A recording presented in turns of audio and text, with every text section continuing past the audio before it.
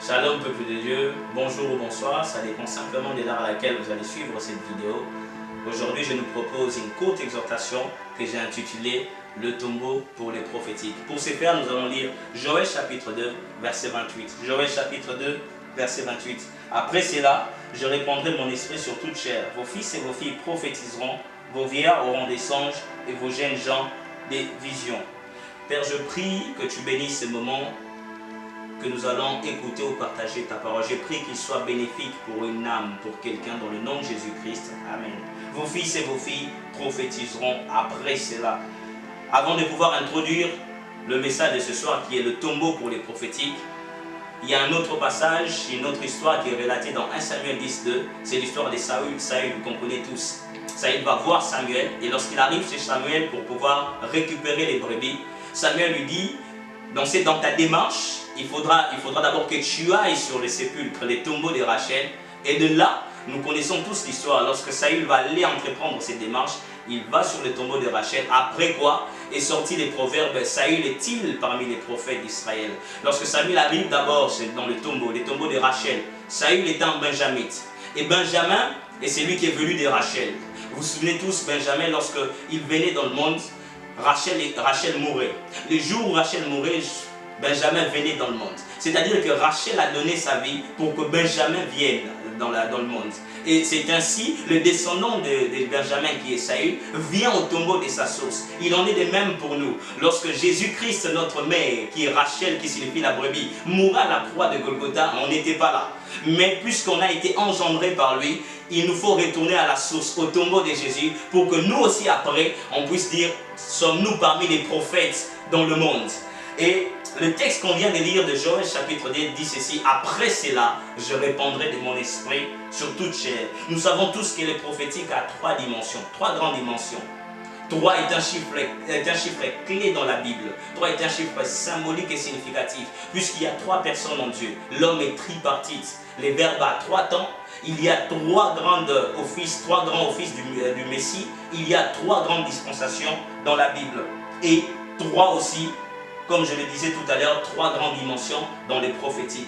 Et quand Joël dit après cela, frères et sœurs, lorsque la Bible nous dit qu'après cela, c'est qu'il y a eu un avant cela. À chaque fois que la Bible fait mention d'un après cela, c'est qu'il y a eu un avant cela. Mais pour qu'il y ait un après, un avant, il faut qu'il y ait un élément séparateur.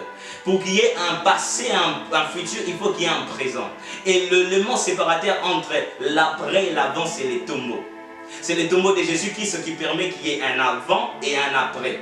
Or, lorsque nous lisons la Bible avant le tombeau de Jésus-Christ, c'est la dispensation de la loi.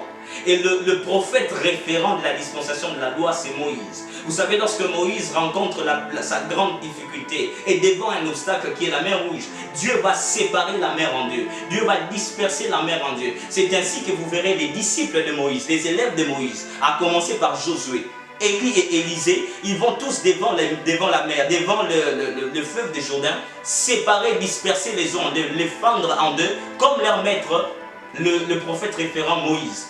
Et nous qui sommes venus après, puisqu'après c'est la grâce, après les tombeaux de Jésus-Christ c'est la grâce, nous avons aussi notre prophète référent qui est Jésus-Christ. Et lui, lorsqu'il arrive devant le même obstacle que Moïse, Dieu ne sépare pas les eaux en deux. Dieu ne disperse pas les eaux en deux. Dieu ne fend pas les eaux. Mais Dieu donne à Jésus la capacité de marcher sur les eaux. Je prie que cela soit ton partage de ce soir. Que Dieu puisse nous donner la capacité non de disperser nos ennemis, non de disperser les obstacles, non de disperser les situations difficiles, mais que Dieu les empile, Dieu les entasse, pour qu'ils en fassent notre marchepied, pour que nous montons plus, pour que nous soyons vus, pour que nous soyons... D'ailleurs, la solution contre le faux et les faux prophétiques que Dieu a trouvé dans notre temps, dans notre génération, ce n'est pas de disperser les faux prophètes ou les faux, mais c'est d'empiler les faux, de rassembler les faux pour qu'ils nous servent de marchepied, pour que nous soyons vus, que les véritables prophétiques soient vus, que les vrais prophètes soient vus, soient honorés, soient glorifiés, parce que telle est la volonté de Dieu pour son peuple.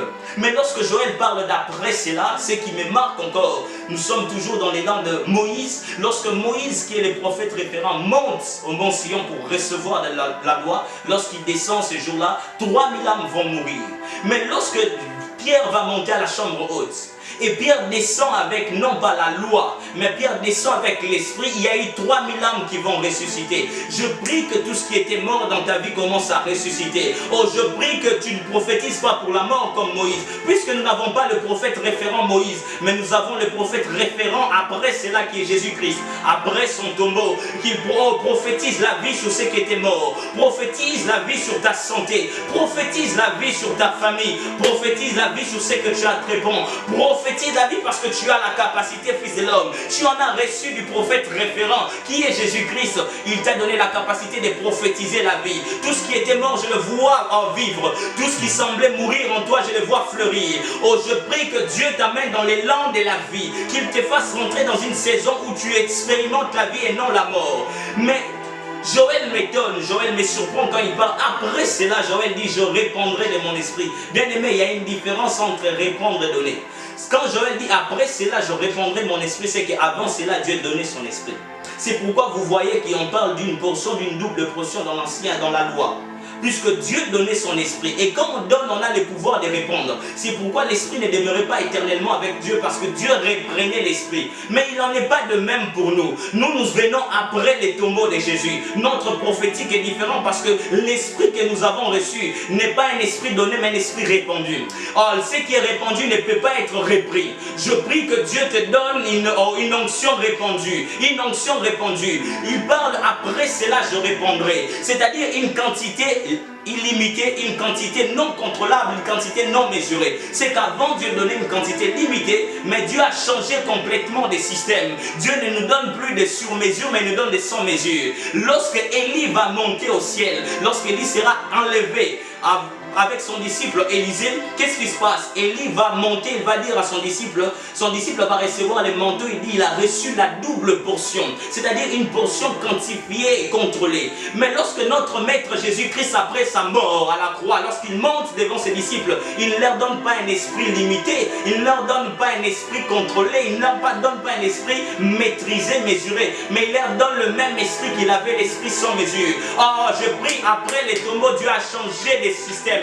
Dieu a changé des formules. Dieu ne nous donne plus les sur-mesures, mais nous donne les sans-mesures. Oh, les systèmes a changé. J'annonce à quelqu'un qu'après le tombeau, les prophétiques pour les tombeaux nous changent des systèmes, nous changent des régimes. Nous ne sommes plus dans les régimes du sur-mesure, mais nous sommes dans les régimes du sans-mesure. Dieu nous a enlevé du sur-mesure pour nous faire rentrer dans les sans-mesure. Je prophétise sur ta vie une onction sans mesure. Je prophétise sur ta vie. Oh, je vois une jeunesse qui prophétisera sans mesure. Je vois une jeunesse qui a une onction sans mesure. Je vois des hommes et des femmes qui impartiront sans mesure. Je vois des hommes et des femmes qui vont influencer sans mesure. Je vois des hommes et des femmes qui vont gagner les mondes sans mesure, gagner les âmes sans mesure, qui vont répondre à la bonne nouvelle sans mesure. Je prie que Dieu te fasse rentrer dans une saison de